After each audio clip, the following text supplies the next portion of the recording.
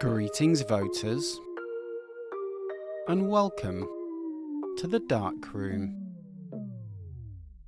So, we're not going to be doing that today, I'm afraid. Apologies for interrupting your normal programming. Your regular BBC newsreader voice will be back very shortly for my next video, but I wanted to do something a little bit more off the cuff today because it's been an eventful few days, both around the world and also in my own painting. So I just wanted to have a bit of a chat with you guys about that, really, because I think I might have painted a model that is so scary, so terrifying to the internet that I can't post it anywhere. And the model in question is this little guy here. Now I'm going to flash up a full image of it, but as you can see, this is a model that I've painted over the course of a couple of days, and it is a tribute to the new leader of the free world, President Donald Trump. I did it for a bit of a laugh. I know there are a few, or have been, memes going around for many years now likening Donald Trump to the God Emperor of mankind from Warhammer 40k. Very famously, there was a parade in Italy that did the same thing on a much bigger scale. So I thought I'd have a bit of a laugh. I thought I'd throw one together, fire up the old 3D printer, and just post it up for the giggles, really. Or that's what I wanted to do. But every time I've tried to do so, I've not been able to. No mod on any group, Reddit, Facebook, Insta, no one will let me post this anywhere. And it sort of got me thinking a little bit about why that might be, and why it is that we are so terrified of politics in miniature painting specifically, because this is not a problem that other forms of art struggle with. In fact, other forms of art seem to really be enriched by having a strong political theme. I mean, you know, good art has the power to move you. It has the power to move you to feel something, but I think good art also has the power to move you to think about things, you know. I've got very clear and strong memory of my visit to northern Spain, where I was lucky enough to go and visit Guernica, very famously depicted by Pablo Picasso. Now, I don't think that the original is there, but they do have a replica, and it is reproduced to the original size, which is gigantic. Standing in front of this thing is awe-inspiring, in a way that I think that all great art is awe-inspiring.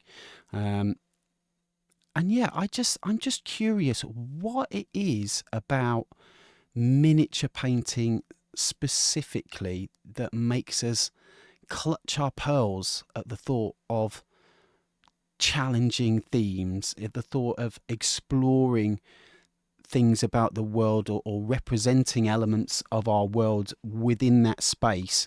Why are we so scared of doing that?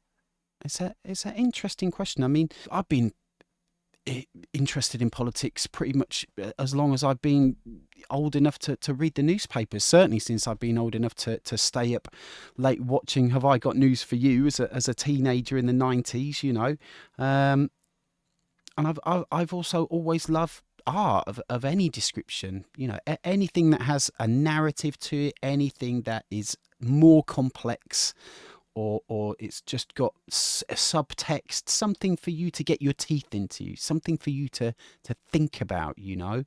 I mean, look at the great artists of the 20th century, Norman Rockwell, you know, The Four Freedoms, that famous freedom of speech piece with the guy standing up in a courtroom or a forum or something like that, looking wistfully into the distance. And you know, Rockwell really captures the essential kind of sanctity of that right, and how we all then participate in the process of governing ourselves, essentially.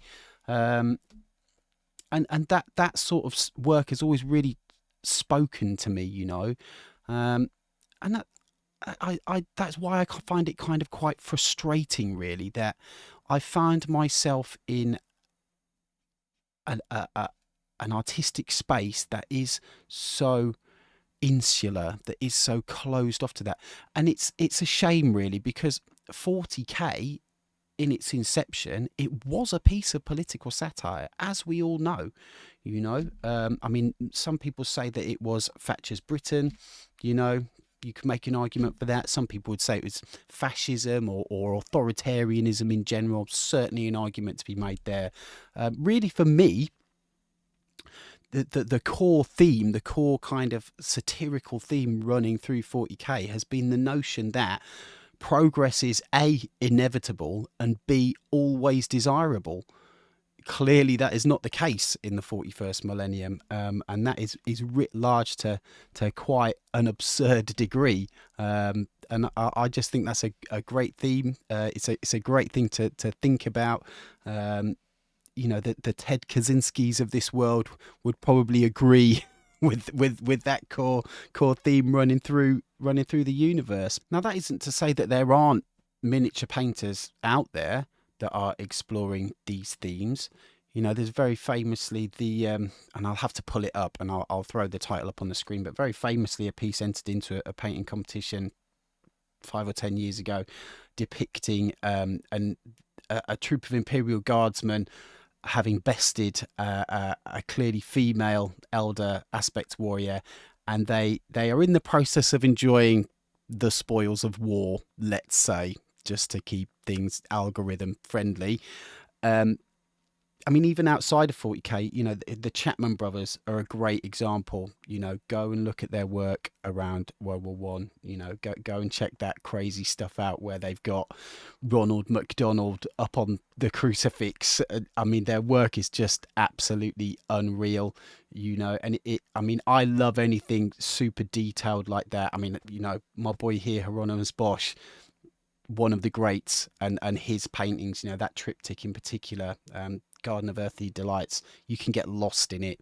And I just think that is really, it's really inspiring, and it's just, it gets you thinking, which all art should do.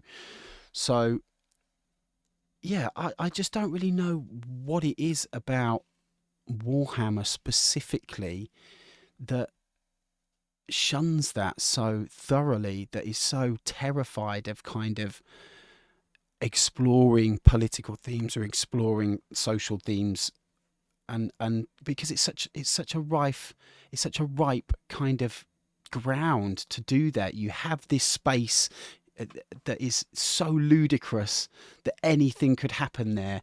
And it just seems like such a wasted opportunity for me. I mean, when I was doing this Donald Trump model, obviously, I've got the reference image there, the famous meme where someone's just basically swapped the head out for the emperor and popped Donald Trump's head in there. I think on the model, I popped a presidential seal on the bottom of it, and just to kind of tie it all together and everything. But I was really surprised, actually, at the response when I posted this little guy up on the internet. I'll throw up a couple of the conversations, let's say, that I had with people in response to that. Not all of them were bad, but the majority of them were.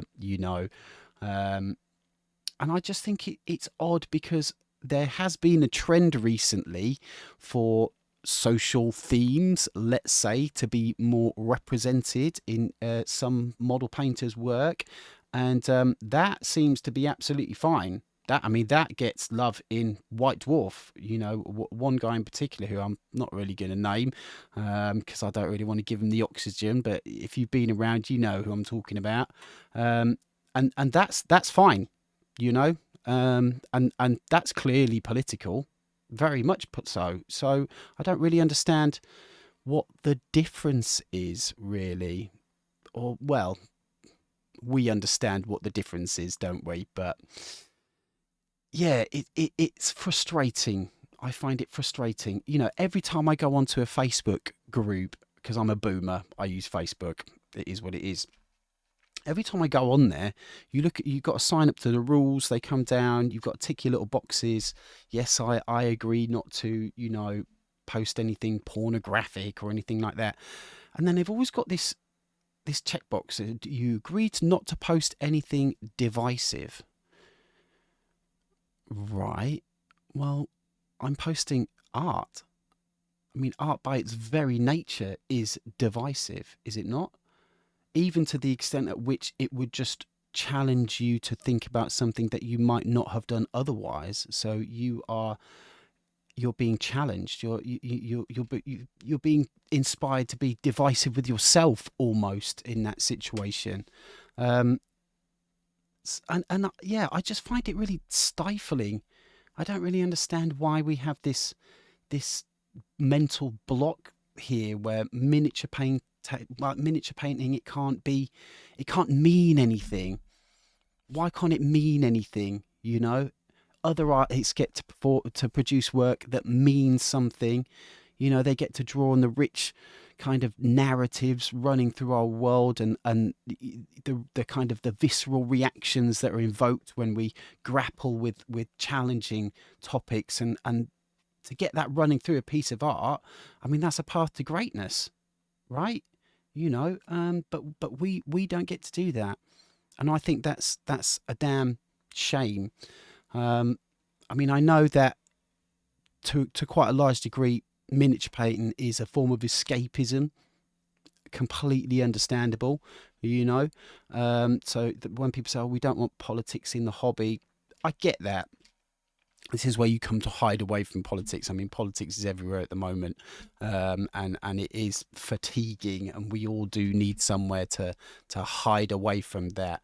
But I don't think that it should be exclusively that way. I think that we're missing an opportunity to explore these themes and these topics. And if you're someone like me, been painting for years and years and years, you've been slowly developing this skill set. How does color work? How does light work? How does my brush work? How does my airbrush work?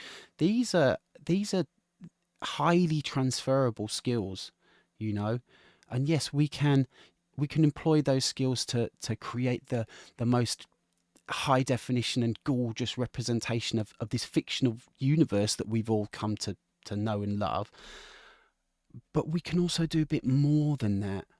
I mean, it's said that the pen is mightier than the sword, but a picture says 1,000 words. So then surely the paintbrush is the most powerful thing you can hold in your hand, right? Just food for thought.